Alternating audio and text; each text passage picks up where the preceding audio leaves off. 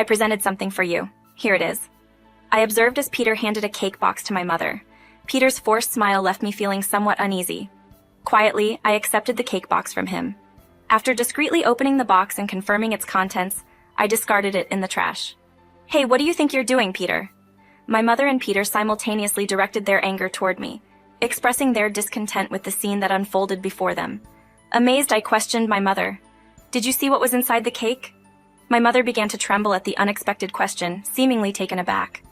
I glared at Peter, seeking confirmation of my suspicions.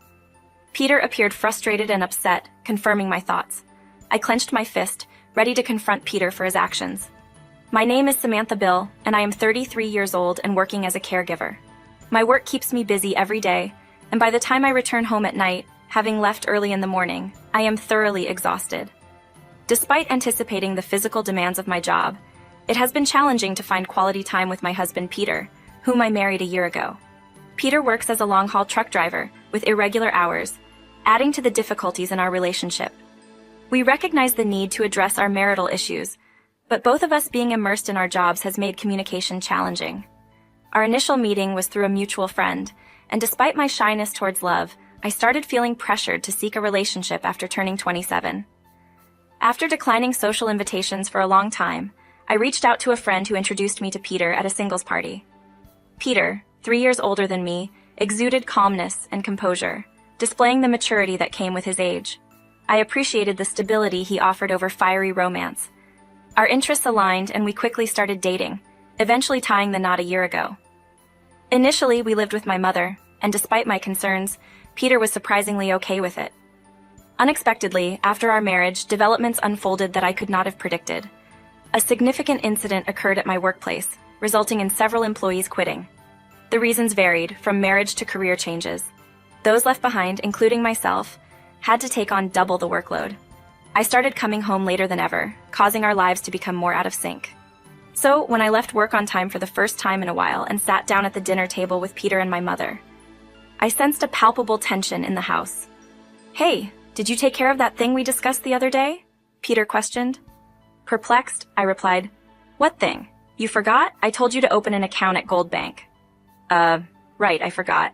My apologies," Peter admitted. My mother looked astonished, sighing heavily. There appeared to be some unspoken exchange between them that eluded my awareness. Peter had forgotten something my mother had asked him to do. "What do you mean, Gold Bank?" "Well, you know, Samantha, you have an account with Gold Bank, right? We never know what the future holds, and I think it would be wise for Peter to have one too. But he just won't listen. I'm sorry, I truly just forgot."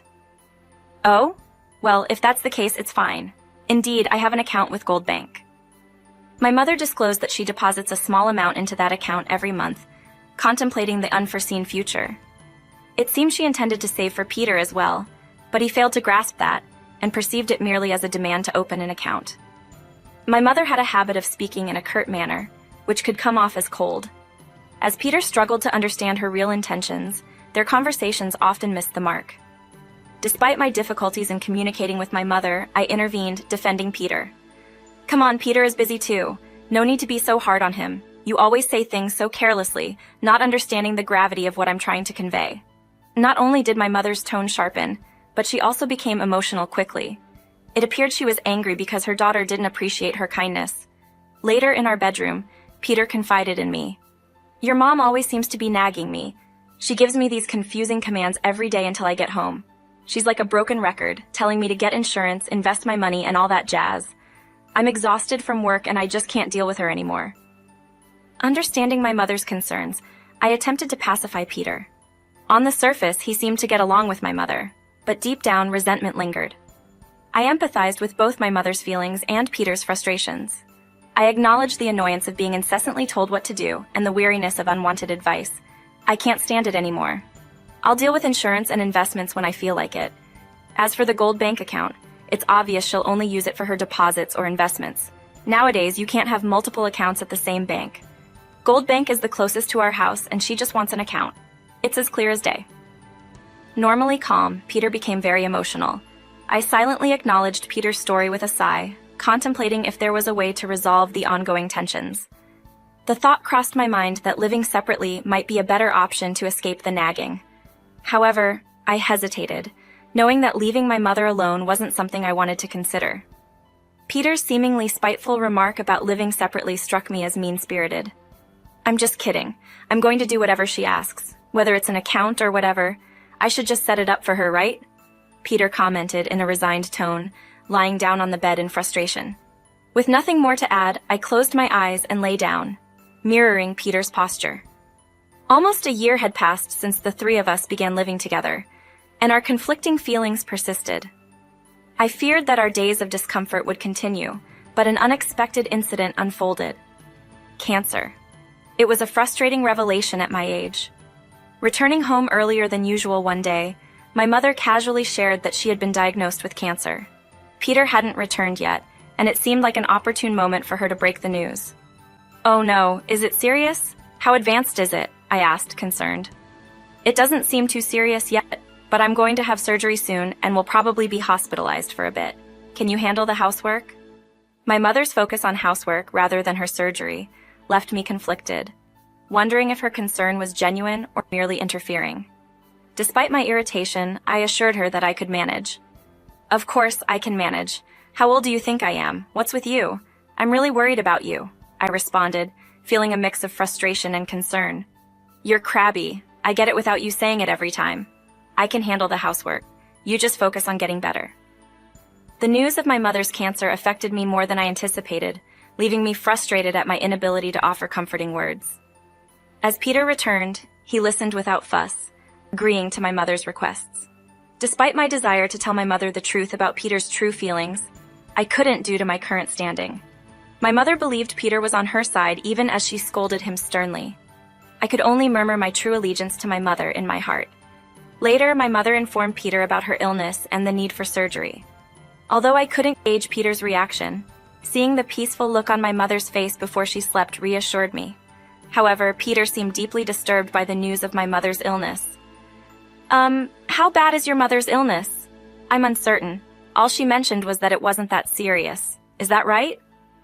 Peter appeared unconvinced, offering a cryptic reaction. With my heart in turmoil, I attempted to calm down as I headed to bed. Our conversation for the day ended and Peter and I went to sleep in a chilling silence. From that day on, more than ever before, I continued living a life without crossing paths with Peter. It seemed that my mother and Peter rarely encountered each other. I started suspecting when Peter even came home.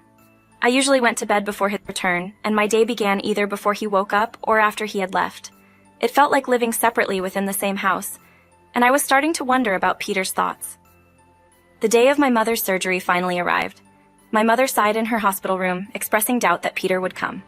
Even though he didn't, I silently kept my surprise hidden, encouraging my mother as she entered the operating room saying, "You got this."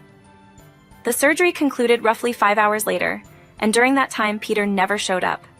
Despite informing him, and he should have known about the surgery day, I could only assume he was busy with work. The surgery was successful, temporarily removing the cancer cells from my mother. Although she needed to stay hospitalized for a while, I sincerely hoped for her full recovery.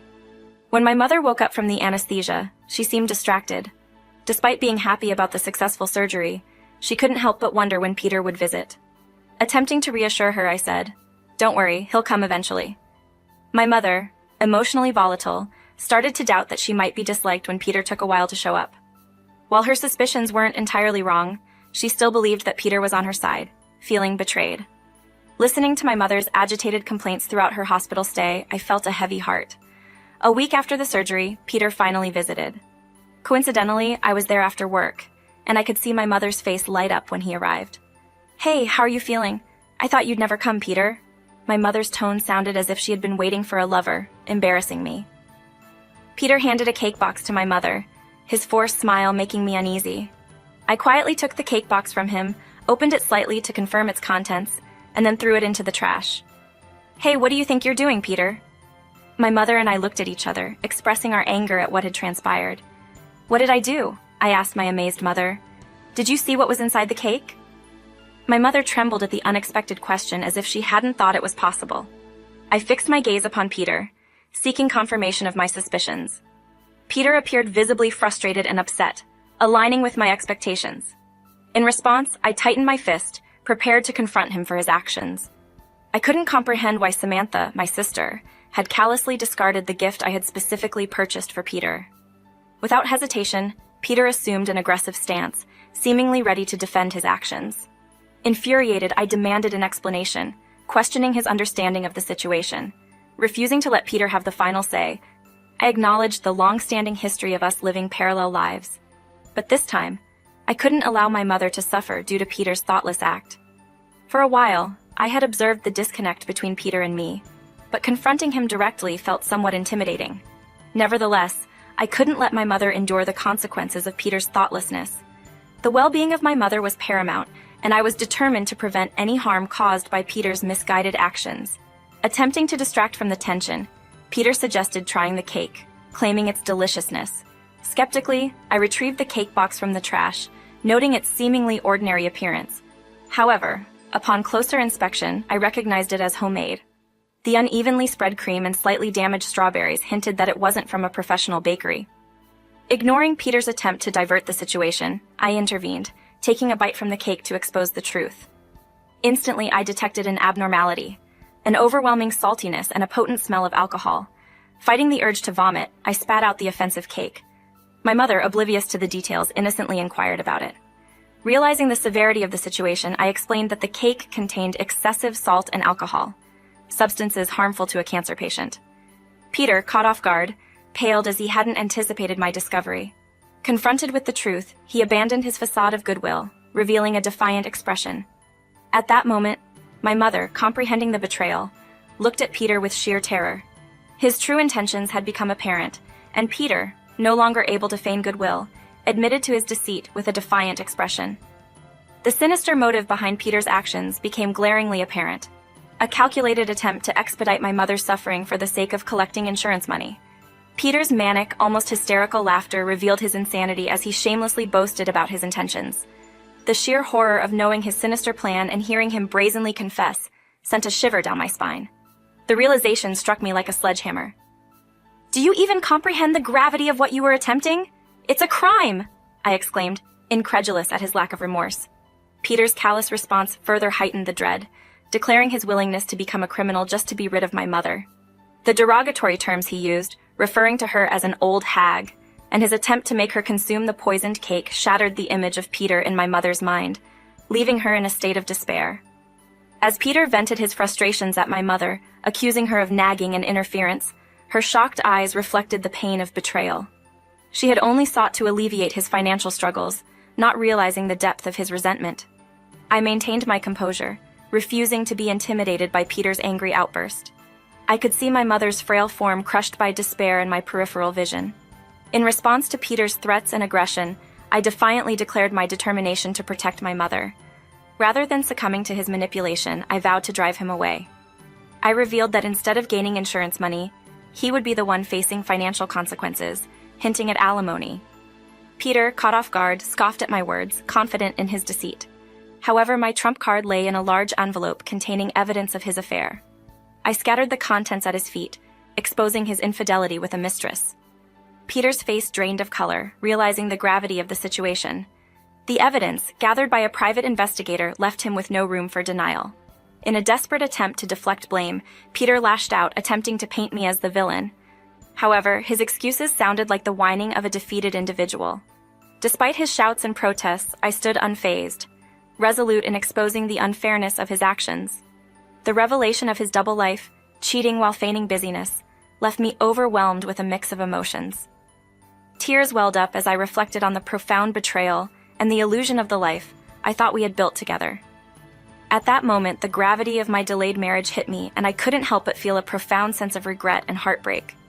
I experienced profound happiness when I married Peter, making it all the more disheartening when he began speaking ill of my mother, leading to a breakdown in our communication. The pent-up sadness and frustration I couldn't share with anyone suddenly erupted. Despite my emotional turmoil, Peter merely sneered, indifferent to my feelings. He callously expressed his intention to live happily with someone named Abigail after gaining insurance money, disregarding my emotions entirely. Attempting to suppress my trembling body, I prepared to respond to Peter's insults. However, before I could, my mother intervened, expressing her disbelief at Peter's actions. She condemned him not only for attempting harm, but also for disrespecting me. My mother revealed that Peter and his daughter were the reason she hadn't experienced happiness in her married life. The once calm and cool Peter had become distorted with ugliness, his desire to escape from both my mother and me painfully apparent. My mother, having reached her limit with Peter's incessant ranting, passionately defended us. She highlighted the sacrifices we had made for him and how he trampled on our efforts. Fired up, my mother demanded that Peter apologize to me and never return home. She asserted that I could not find happiness without someone like him. In response to my mother's demand, Peter finally fled the scene, leaving behind the evidence of his infidelity scattered on the floor. I looked at my mother, breathing heavily, and felt a deep sense of gratitude. She embodied the image of a noble mother protecting her precious daughter. Overwhelmed by emotion, I sobbed uncontrollably in her comforting embrace. After the hospital incident, I took decisive action. I visited a lawyer and initiated the divorce process. I informed Peter of my decision, and the divorce was finalized smoothly. Peter moved out, likely living with the so-called Abigail. Through my lawyer, I planned to seek damages from him for attempting to harm my mother. Despite his hopes to rely on her life insurance, I made sure he didn't receive the money my mother had saved for him. As for me, after my mother's discharge from the hospital, we began a new life together. I chose a workplace with shorter hours to spend more time with her. Although I haven't fully repaid her, our communication has improved, and I find true happiness in our newfound openness. I am committed to enjoying life with my mother, free from the troubles caused by Peter's actions.